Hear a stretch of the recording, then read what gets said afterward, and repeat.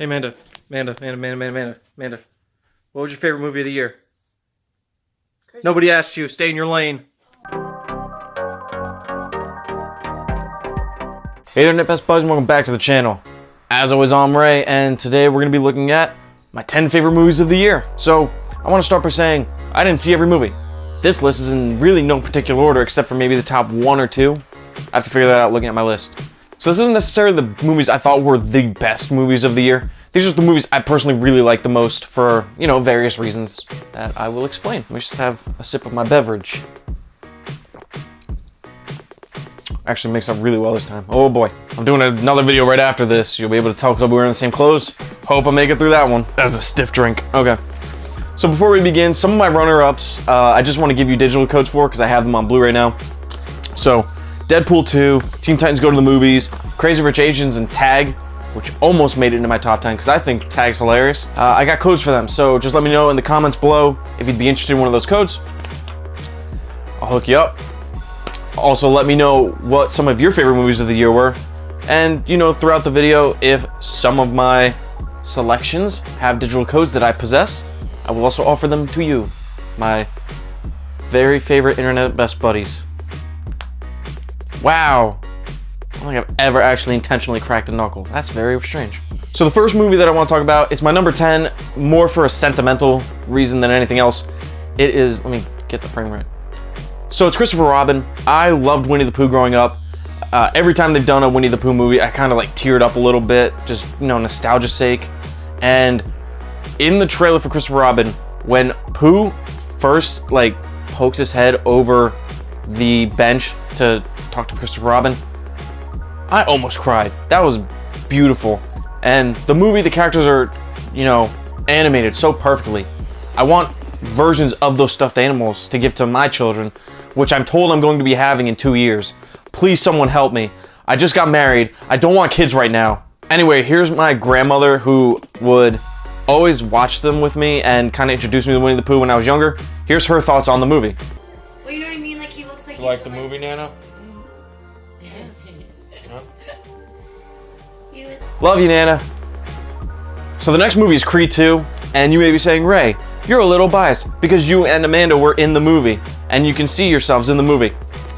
Maybe. But I love the first Creed.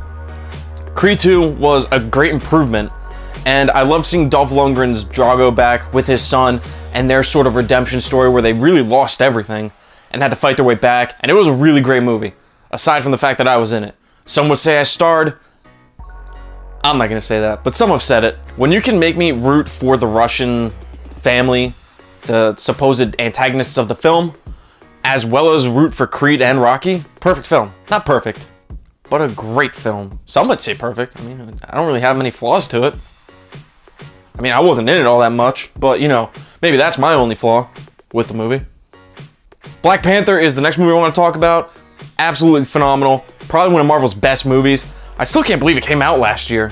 2018 was a packed year for movies. Time's weird how long a year is. Awesome action, awesome villain. Absolutely one of the best in Marvel's cinematic universe. Also, in Creed. He's a great actor, Michael B. Jordan. God, it was really cool seeing him in the ring. But I loved that movie. It was phenomenal. Did a great job of expanding the Marvel Cinematic Universe in a way that we haven't had yet. And I'm really looking forward to seeing, hopefully more in Avengers 4 and, beyond. That'd be great. Do I wish Killmonger survived? Yes, because he's a great villain, had a really great redemptive arc. Camera's over here, Ray. The drink's hitting me. So the next movie I want to talk about is kind of paired with Black Panther for why I like it so much, and that's Aquaman. And I love Jason Momoa as Aquaman. I think he's a great choice. The way that Wakanda was expanded in Black Panther and kind of grew the Marvel Cinematic Universe, I love how they showed the depths of the ocean and the Atlantean culture in Aquaman, on top of Aquaman, being a hottie, and Amber Heard being a hottie. The action was awesome. I love how over the top and just dumb action, cartoon, 80s, cartoon. I said cartoon twice. Anyway, it was really cool to see that on the screen. I love the octopus playing the drums. The music's really cool. I've been listening to that a lot recently. Am I talking too fast? I think so, and I just don't realize it. Let's slow it down. What's next? Did that. What was that? Was that my throat? I don't know if I can replicate that. Bohemian Rhapsody is the next movie I want to talk about. I love Queen. I didn't realize how much of their music I liked. It's one of those things where I didn't realize that a lot of the music I like is actually Queen. Performances, phenomenal. Rami Malek does an incredible job as Freddie Mercury. I can understand why people have some hesitations just because they mess with like the timeline of things where Freddie didn't know he had AIDS until after Live Aid. But for the structure of the movie and the story they're telling, it works really well. And my God, that Live Aid performance at the end was incredible. On top of that, it made me appreciate a lot of the music I didn't know was by them. Also, some of the songs I didn't like by Queen made me appreciate them too. I've also been on a Queen binge ever since the movie. So, yeah, awesome movie. Would have been really weird to see Sacha Baron Cohen actually go through with his role as Freddie Mercury. But, we'll never know. I'm literally near the end of the recording the video. I forgot to mention, I've got a digital code for Christopher Robin if you want it. So just let me know. Sicario, Day of the Soldado is my next pick. And my God, what an intense movie. The intro scene with the grocery store was harrowing. My Lord. And I love the action. I love the gunplay. I love the cinematography. There's so much to love about the movie. I can understand why some people didn't like it for some reasons. Whenever they go across the Mexican border and they like ride in their caravans together, ooh, awesome.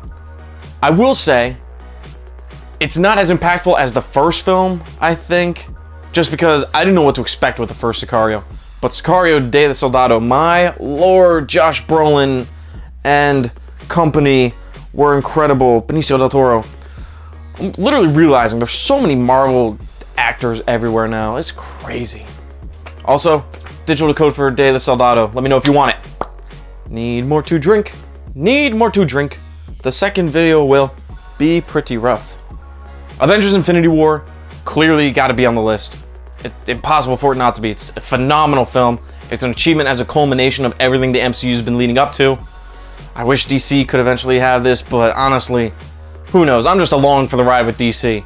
But the way they have all the characters interact and the way they have characters that you don't expect to interact come together, go off on their own adventures, still tell a cohesive story was incredible. And Thanos, such a, honestly, an understandable villain, I would say. And I mean, you got Josh Brolin again, Benicio del Toro from Sicario, the Soldado. He's in here also. And, you know, I've probably talked about a few other actors. I mean, I've talked about Black Panther and stuff. But, yeah, great movie, great action. Only negative for me is Peter Dinklage. He was pretty rough in it. And, what's his name? What is his name? Mark Ruffalo in the Hulk armor at the end was so bad looking. But that's about it. I love the rest of the movie. So, as you guys know, I love video games. A lot. Some would say I spend too much on video games. They're right. And I love pop culture and all sorts of stuff. So, what's a movie this year that combined pop culture, stuff, and video games? That's right. Ready Player One. I love this movie so much. So many Easter eggs every time you watch it. There's new characters to see. You got like Spartans running around. You got Tracer from Overwatch. You got Joker, Harley Quinn. You've got Arkham Knight, which I didn't see till like my third viewing of the movie. That was really cool. There's so many just Easter eggs and nods to video games and gaming culture and pop culture. It's amazing. I love this movie. It looks stunning. And let me tell you, my jaw almost dropped the first time I saw, oh my God, I can't remember his name. The first time I saw Parzival, like reverse on the racetrack and go underneath and see like the machinations of the game happening with things popping up. That was incredible to me. It blew my mind.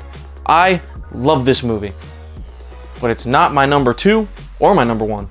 I would say from this point forward, my number 2, my number 1, probably is accurate to what I think is my favorite and my second favorite movie of the year.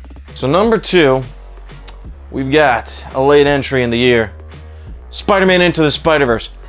Gorgeous movie, the animation's incredible, a solid story, great music, and it was a really cool introduction to a new Spider-Man to the mass movie-going audience. I think it really works well. I really like the different versions of Spider-Man they have in there, with the one from Miles Morales' universe, who's played by Chris Pine, by the way. That was really cool. Jake Johnson crushes it. I pretty much adore the movie.